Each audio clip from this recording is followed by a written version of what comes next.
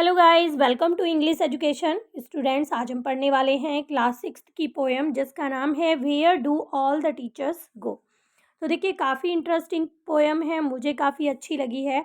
As a teacher मुझे काफ़ी पसंद आई है पोएम कि बच्चे जो हैं, जो लिटिल चाइल्ड होते हैं, वो टीचर्स के बारे में क्या सोचते हैं।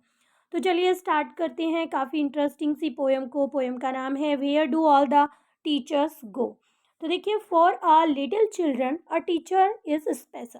तो देखिए, जितने भी छोटे बच्चे होते हैं ना, उनके लिए जो उनके टीचर होते हैं ना, वो सबसे ज़्यादा स्पेशल होते हैं। वो मतलब ऑर्डिनरी पर्सन की तरह उन्हें बिल्कुल भी नहीं देखते हैं। वो सोचते हैं कि पता नहीं कितने स्पेशल हमारे टीचर हैं। It is difficult for a small child to think of his her teacher as an ordinary person. तो देखिए, उनके लिए ये सब चीज़ें समझना बहुत डिफ़िकल्ट होता है। वो ये सोचते ही नहीं है कि उनके जो टीचर्स हैं वो ऑर्डिनरी पर्सन, एक साधारण इंसान की तरह हैं, नहीं। वो बस ये समझते हैं कि जैसे हमारे टीचर हैं ना, स्पेशल हैं, बहुत महान हैं, बिल्कुल सबसे अच्छे हैं और बहुत ज़्यादा सम्मान करते हैं। तो वो सोचते हैं कि टीचर्स जो हैं बहुत ज़्यादा स्पेशल हैं।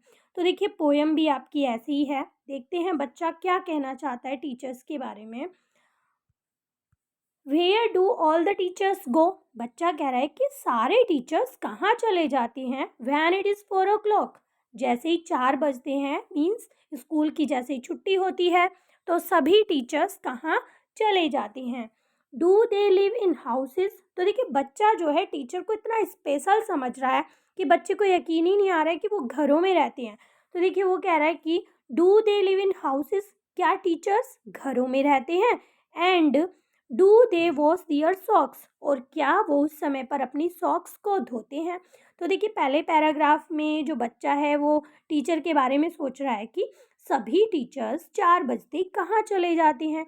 क्या वो घरों में रहते हैं और अपनी सॉक्स को धोते हैं जैसे कि हम धोते हैं। Do they wear pyjamas and do they watch TV. तो देखिए, बच्चा क्या इमेजिनेशन कर रहा है, सोच रहा है कि जैसे हम जाकर नॉर्मली कपड़े पहन लेते हैं ढीले ढाले, तो बिल्कुल क्या टीचर्स भी ऐसे ही अपने ऑर्डिनरी क्लॉथ्स यानी कि पजामास पहन लेते हैं और टीवी देखते हैं। And do they pick their noses the same as you and me. तो देखिए, कहाँ तक उसकी इमेजिनेशन है। बच्चा सोच रहा है कि क्या वो भी अपनी नाक में उंगलियां डालते हैं, नाक साफ करते हैं जैसे कि मैं और आप हम साफ करते हैं अपनी नोज को।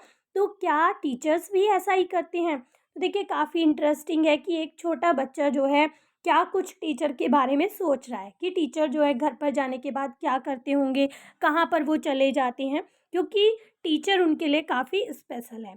आगे पढ़ते हैं।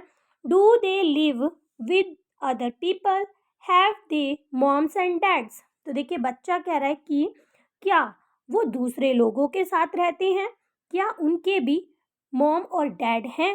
And were they ever child and children and were they ever bad. और अभी आगे बच्चा सोच रहा है कि जब टीचर्स जो हैं बच्चे थे, तो क्या वो भी कभी बुरे थे। मतलब जैसे हमें कहा जाता है आप पढ़ते नहीं हो, ये गलत काम करते हो, वो गलत काम करते हो। तो यहाँ पर बच्चा भी यही सोच रहा है कि क्या वो भी कभी बुरे थे, उनके भी मम्मी डैडी हैं, क्या वो भी दूसरे लोगों के साथ रहते हैं। तो देखिए, ऐसा बच्चा क्यों सोच रहा है कि बच्चा जो है ये सब इमेजिनेशन करता ही नहीं है। जो टीचर है वो हमेशा उन्हें क्लास में अच्छी चीज़ें सिखाने की कोशिश करता है, कहते हैं कि हमें इतना ज़्यादा टीवी नहीं देखना चाहिए, हमें ये नहीं करना चाहिए, हमें वो नहीं करना चाहिए। तो बच्चे के लिए टीचर काफ़ी स्पेशल है और वो ये इमेजिनेशन कर रहा है, ये सोच रहा है कि क्या टीचर ये सब काम करते होंगे, उनके भी मम्मी डैडी होंगे, क्या वो कभी बुरे होंगे। तो देखिए, did they ever never spell right. तो देखिए, क्या कभी उनके साथ ऐसा नहीं होता है कि उन्होंने गलत लिखा होगा।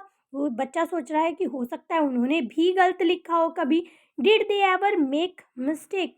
तो क्या कभी उन्होंने गलतियां की होंगी पास्ट में, यानी कि जब वो बच्चे थे, तो क्या उन्होंने भी गलतियां की होंगी। जैसा कि हम लिखते लिखते गलतियां कर देते हैं, तो टीचर्स भी ऐसा करते होंगे। Where they punish in the corner if they pinch the chocolate flakes. तो देखिए, क्या उन्हें भी पनिशमेंट मिलता होगा। जैसे कि हाँ, जो छोटे बच्चे होते हैं उनको पनिशमेंट दिया जाता है घर में, उन्होंने कोई चीज़ तोड़ दी, कुछ छुपा ली या छुपा कर खा ली, तो क्या होता है कि उन्हें पनिशमेंट दिया जाता है, या फिर क्लास में भी ऐसा होता है। तो बच्चा सोच रहा है कि क्या उन्हें भी पनिशमेंट मिलता होगा, उन्हें भी कॉर्नर में खड़ा कर दिया जाता होगा जब कभी वो चॉकलेट से एक फ्लैग जो है तोड़ लिया करते होंगे, चॉकलेट से एक टुकड़ा तोड़ लिया करते होंगे, तो क्या उन्हें भी पनिशमेंट दिया जाता होगा। देखिए आगे बच्चा क्या कहता है, did they ever lose their hand books, did they ever leave their greens. तो देखिए ग्रीन्स कहा गया है यहाँ पर वेजिटेबल्स को, और हैंड बुक कहा गया है यहाँ पर जो प्रेयर करने वाली बुक्स होती हैं। तो देखिए क्या बच्चे ने कभी अपनी बुक को खो दिया होगा, जैसा सॉरी क्या टीचर ने कभी अपनी बुक को खो दिया होगा, जैसे कि बच्चे नॉर्मली करते हैं, अपनी बुक कभी भी कहीं पर भी छोड़ देते हैं, खो देते हैं, कोई चुरा लेता है, वो ध्यान नहीं रख पाते हैं। तो बिल्कुल ऐसा ही टीचर के बारे में इमेजिनेशन कर रहा है कि क्या टीचर ने भी कभी अपनी बुक को खोया होगा।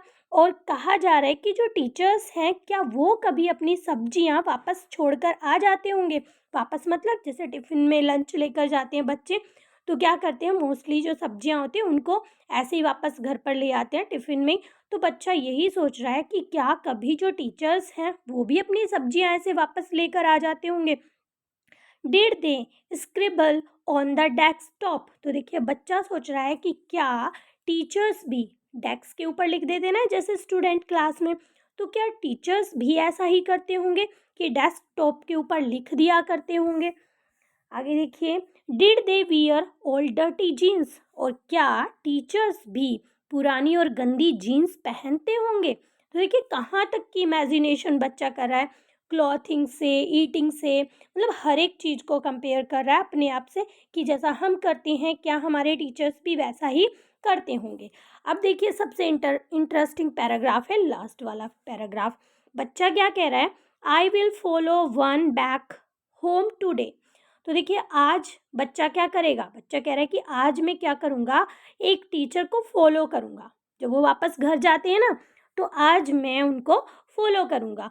I will find out what they do. और मैं क्या देखूँगा कि वो करते क्या हैं, जो टीचर्स हैं वो क्या करते हैं। Then I will put it in a poem. और फिर मैं उस पर भी एक पोएम लिखूँगा, यानी कि अपनी पोएम में ये सारी बातें मैं लिखूँगा।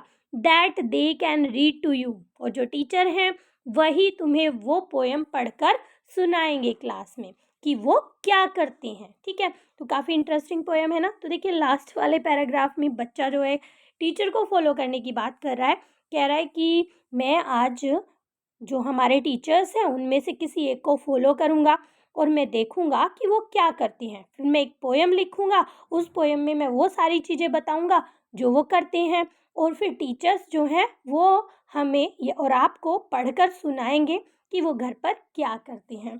तो देखिए काफ़ी इंटरेस्टिंग पोएम थी, बहुत ही अच्छी लगी मुझे, क्योंकि अगर कोई बच्चा मुझे फॉलो करेगा, देखेगा कि हमारी मैडम क्या करती हैं घर पे जाके, तो कितना मतलब अजीब लग रहा है ये सोचकर कि बच्चा जो है टीचर्स के बारे में क्या-क्या चीज़ें सोच रहा है। क्या वो अपनी सॉक्स धोते हैं, पैजामा पहनते हैं, टीवी देखते हैं, अपनी नोज़ को पिक करते हैं, और तो और वो ये सोच रहा है कि सब्जियां वापस लेकर जाते हैं, और तो और उन्हें फॉलो करने की कोशिश भी करेगा वो, और फिर उसको मेंशन भी करने की कोशिश कर रहा है। कह रहा है कि मैं उस पर पोएम भी लिखूँगा, और फिर उसको पढ़ेगा कौन? एक टीचर ही उसको पढ़ेगा और हमें बताएगा कि वो करते क्या हैं।